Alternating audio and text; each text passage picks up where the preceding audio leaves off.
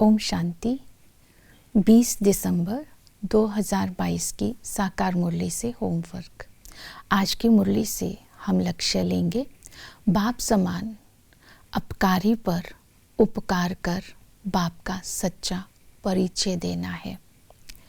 आज की मुरली से स्वमान लेंगे, मैं माया जीत आत्मा हूँ।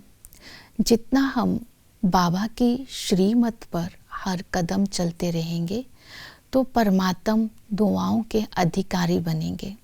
जितना परमात्म दुआएं हमने अपने जीवन में कमाई होगी, उतना ही हम माया जीत बनते जाएंगे और विश्व की सेवा के निमित्त बनेंगे। चिंतन करेंगे।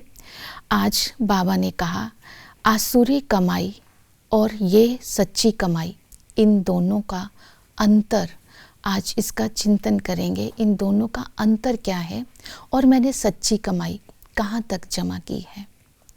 और उपकार करने के लिए आज हम पुरुषार्थ करेंगे, ये विशेषताएं मेरे अंदर कहाँ तक आई है।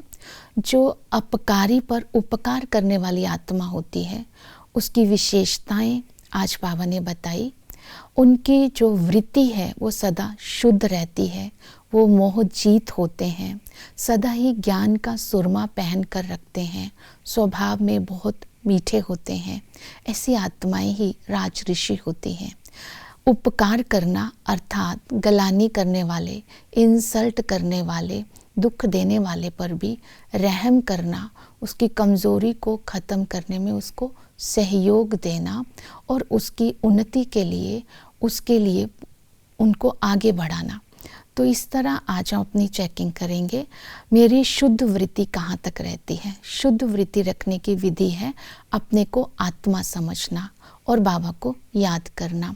तो बाबा ने कहा, अमृत वेले उठकर बाप की याद में बैठो, बाप और वर्षे को याद करो। बाप को याद करने की विधि बताई, ये वायदा याद करो जो आपने किया था, जब आप आएंगे तो केवल हम आपको ही याद करेंगे। इस वायदे को स्मृति में लाना है। वर्षा याद करना अर्थात सतयुग में हमें क्या प्राप्ति होने वाली है।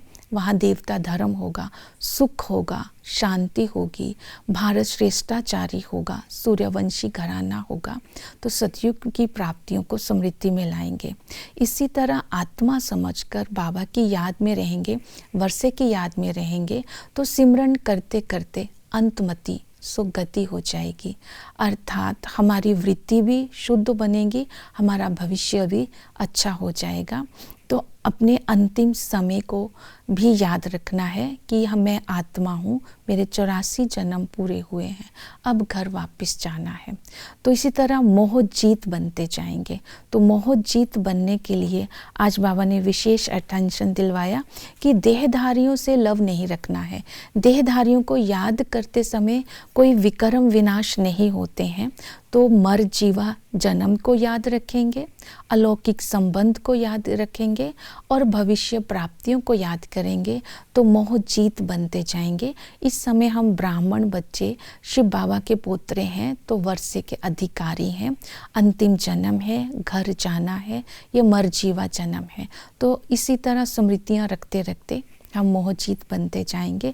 तीसरा है, ज्ञान का सुरमा पहन के रखेंगे। अगर हम ज्ञान स्वरूप होंगे तो निंदा करने वाले को समझा सकते हैं, उनकी ये आदतें मिटा सकते हैं जो व्यर्थ बातें करते हैं, शैतानी बातें करते हैं, और जो आत्माएं बड़ों की गलानी करते हैं उनको समझा सकते हैं कि ऐसी आत्माएं जो गलानी कर रहे हैं, उनकी हाँ में हाँ मिलाने को भी ना फरमान बरदारी कहा जाता है।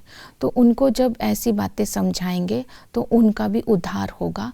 अगर समझा नहीं सकते तो ऐसी बातें सुनो और देखो, तो बाबा को बताओ, निमित्त को बताओ, ताकि उनको समझानी मिले।